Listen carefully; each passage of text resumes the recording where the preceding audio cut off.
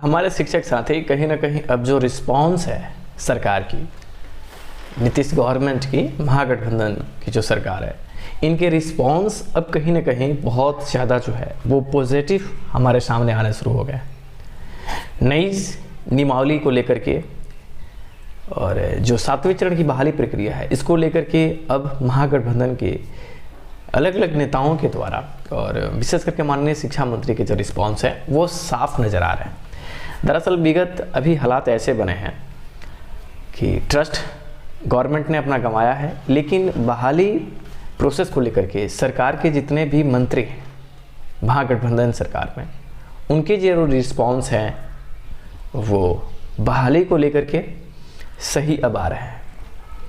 दरअसल कैबिनेट के बैठक में कल भी तारांकित क्वेश्चंस पूछे गए और दरअसल ये जो मैटर है, नौल किशोर यादव और मदन मोहन झा, ये दो लोग हैं, इनके द्वारा एक तारांकित सवाल फिर पूछे गए।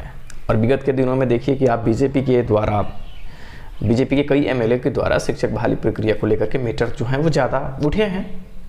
इसमें जो बजट सत्र चल रहा है, इसमें भी नौल किशोर और जो मदन मोहन झा हैं, इन लोगों ने शिक्षा मंत्री से सवाल किया शिक्षक बहाली प्रक्रिया को लेकर के। तो दरअसल शिक्षा मंत्री ने साफ लफ्ज़ों में इन बातों को अब सही डायरेक्शन में अपने स्टेटमेंट दे रहे हैं।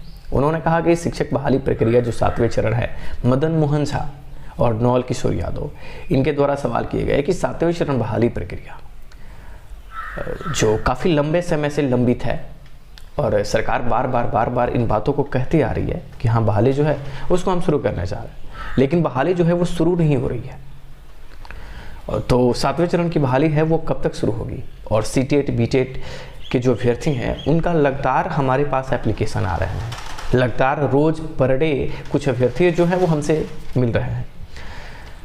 तो इसके एवज में बिहार के माननीय शिक्षा मंत्री ने कहा है कि 7वें चरण में बहाली प्रक्रिया जो है वो शुरू होगी। नौल किशोर द्वारा ये भी पूछा गया कि बहाली प्रक्रिया सिर्फ शुरू ही की जाएगी या बहाली होगी भी?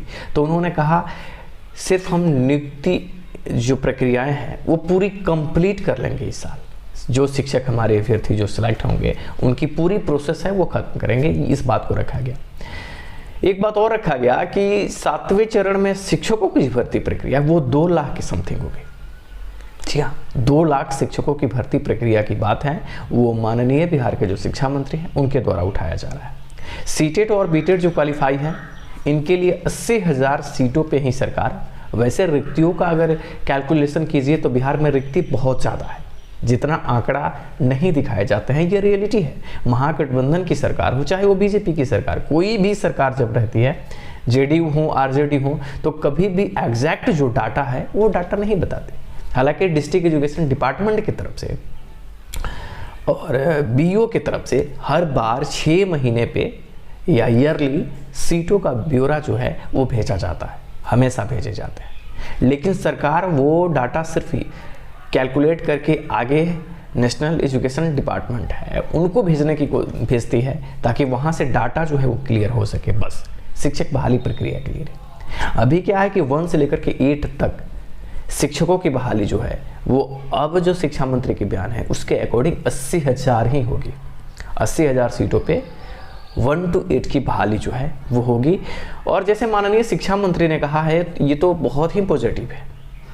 उन्होंने कहा है कि 2023 में ही हम नियुक्ति प्रक्रिया जो है वो कंप्लीट कर लेंगे और हम अपने शिक्षक जो हैं उनको हम अपने स्कूलों में भेज देंगे। माध्यमिक शिक्षक बहाली प्रक्रिया को लेकर के भी ये बातें आ गई हैं कि 80,000 पे 10+2 शिक्षक भर्ती प्रक्रिया है वो शुरू होगी। ये जो बातें हैं वो निकल के आई हैं और ये तारांकित क्वेश्चंस में रिस्पांस में नौल किशोर के जो स्टेटमेंट थे उनके स्टेटमेंट पे ये जवाब दिए गए हैं। तो दरअसल जो बहाली प्रक्रिया होने वाली है उस पूरे बहाली प्रक्रिया में 2 लाख शिक्षकों की भर्ती प्रक्रिया जो है वो अनुशंसित हुई है अभी सरकार के द्वारा और इन्हीं सीटों पर रिक्रूटमेंट जो प्रोसेस है वो सरकार के माध्यम से बढ़ाने की तैयारी चल रही है। अब हमारे शिक्षक अभ्यर्थी ये सोच रहे होंगे कि ये कोई नया स्टेटमेंट नहीं है, सरकार ने तो हर बार स्टेटमेंट ऐसे देती आ रही है बहाली को लेकर के। लेकिन मेरा जो ध्यान होता है, हर बार हमने आपको ध्यान को सही डायरेक्शन में मैंने खींचने का कोशिश किया। और भी को 2-3 दिन से आप मेरे स्टेटमेंट सुन रहे हैं जिसमें मैं हमेशा ये कह रहा हूँ कि 2023 में बहाली होगी।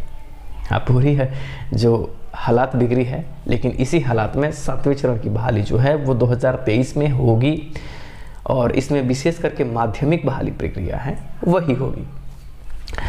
और वहीं देखिए तो कुछ अभ्यर्थियों को ये लग रहा है कि नियमावली ही सरकार नहीं देना चाह रही है, नियमावली अभी तक नहीं आई है। तो दरअसल आप इस बात को जान रहे हैं या नहीं जानते हैं तो आपको जानना चाहिए। नियमावली रोकने का कारण है सरकार को कि सरकार नोटिफिकेशन की तैयारी कर रही है। मैं बार बार आपको इस बात की तरफ इंगित करता हूं कि नोटिफिकेशन पे सरकार का ध्यान है। और अभी भी बिहार का शिक्षा विभाग को आप देखिए तो शिक्षा विभाग पूरी तरीके से नोटिफिकेशन पे वर्क कर रहा है। और इस बात का जीता जागरा उदाहरण है कि कल बिहार के माध्यमिक शिक्षा विभाग, उनके जो निर्देशक हैं संजय कुमार, उनकी तरफ से लेटर भी निकले 6ठे फेज बहाली को लेकर के। तो ये पूरी प्रक्रियाओं को सरकार खत्म करने की में तमाम जो बाधाएं सरकार को दिख रही है, छोटी छोटी, उन बाधाओं को सरकार पहले ख़त्म कर ले।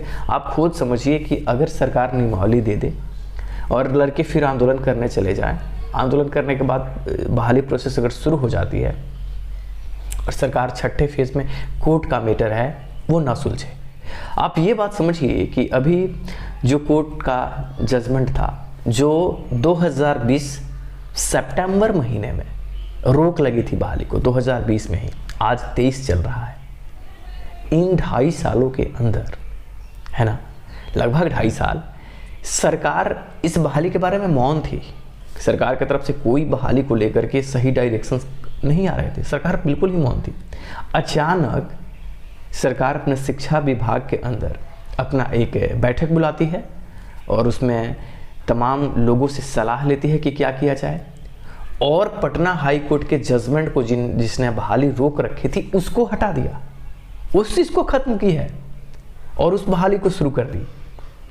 और उसके लिए टाइम कितना दी? महज 5-6 दिन, है ना। 31 मार्च तक उनकी एप्लीकेशन है जो लेने हैं। तो इस लिहाजा अब आप इस बात को समझ रहे हैं कि 7वें चरण की बहाली एनी हाउ जो है वो सरकार जो है वो करने की अपनी रणनीति को आगे बढ़ा रही है, और नोटिफिकेशन की तैयारी ही चल रही है, जो मैं आपको विगत दिनों से कहते आ रहा हूँ। कॉमर्स के रिजल्ट भी इसमें एक फैक्टर है, जो रिजल्ट हमारे सामने है, जो जल्दी दिखाई दे देगी। तो शिक्षा विभाग, अभी 2-4 दिन क्या हुआ था कि शिक्षा विभाग कोई काम नहीं कर रहा था। जब विधानसभा सत्र चल रहे थे और माननीय मुख्यमंत्री के जब शिक्षा मंत्री के प्रति गलत बयान आए थे, तब से मौन हो गई थी सरकार, शिक्षा विभाग मौन थी सरकार के बातों से। लेकिन अभी क्या है कि शिक्षा मंत्री तेजस्वी यादव और नीतीश कुमार के कुछ उनके अपने वार्तालाप के बाद ये डिसीजन पे सरकार निकली है कि सरकार को बहाली करनी है, और उसी पे सरकार अभी जो शिक्षा विभाग है वो नोटिफिकेशन पे काम कर रही है। और सरकार के ही आदेश पे देखिए कि जो मामला कोर्ट में लंबित था, कोर्ट के आदेश के बाद बहाली ठप थी, उस बहाली को शुरू कर दी गई।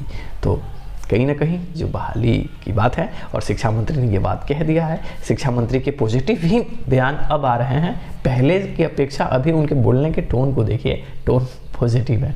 तो ज़्यादा उदास मत होइए, 7 चरण की बहाली प्रक्रियाएं हैं जो वो जल्द ही शुरू हो जाएगी।